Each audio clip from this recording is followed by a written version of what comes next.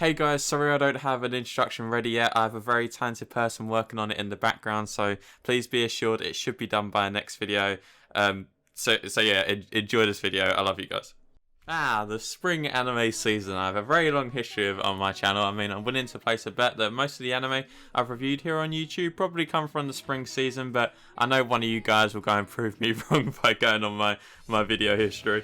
But anyway, I came in a bit late to this season, and like the goody two-shoes review I am, I didn't do any research into what people are getting into. So I scrolled down the list, completely ignoring Attack on Titan Season 2, and I'm pretty sure people are loving that, or whatever this is, but I haven't watched the first season yet, so please give me a break. I eventually got to this anime called Tsuki Kirei, or in English, As the Moon's So Beautiful, and damn, these English titles are getting too deep for me, man.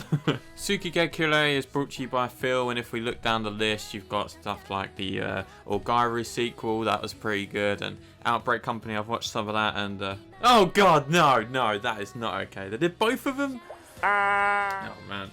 Okay, well, you know, we can live and forget, that's fine. Some companies make mistakes. It's like Rowan Atkinson once said, actually no, fuck, he plays the bird. You know Rafiki from The Lion King? He once said, forgive not because they deserve, forgive?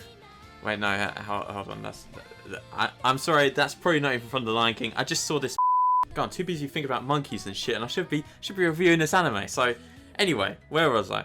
Tsuki Kirei, otherwise known as, is the anime about two third years named, actually wait, okay, I've got one little game to play before we move on. So, have you ever played Spot the Protagonist in an anime? Because they always look so ridiculously defined. They've got like features like their hair and shit. Like if you've ever watched Yu-Gi-Oh, that's a great example of it. So, I'm going to show you three main characters, and you got to guess which one you think is the main character, alright? So, okay, so first on the podium we have Daichi. Does he look like a main character to you?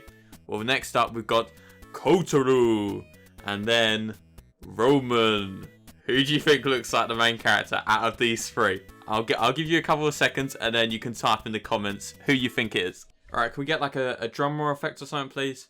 Okay, so if you guessed Roman, then unfortunately I'm gonna have to tell you that you are wrong, my friend, because Phil are changing up the game, baby. Forget Kiss X Sis and Yusuga, whatever the fuck it's called. This is the anime. This is everything that's changed right now.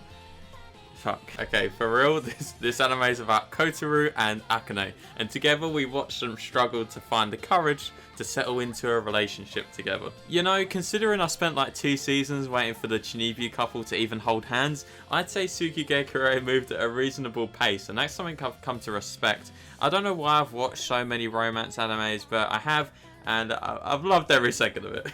I think one of the things I really came to admire about this show was the simplicity of it. I found it was really easy to watch. I mean, no spoiler alerts or nothing, but nothing monumental happens in this show that puts you on the edge of your seat, but instead, the show relaxes you into its easy and laid-back style. I mean, maybe it's just me, but not all the time do I want to watch Nine blowing shit up in Zanki no Terror, or vampires sucking the life out of each other from Orari no Seraph. Sometimes, you know, if you're like me, then there's a time for that stuff, and there's a relaxation time, which Tsuki Kirei fits perfectly into.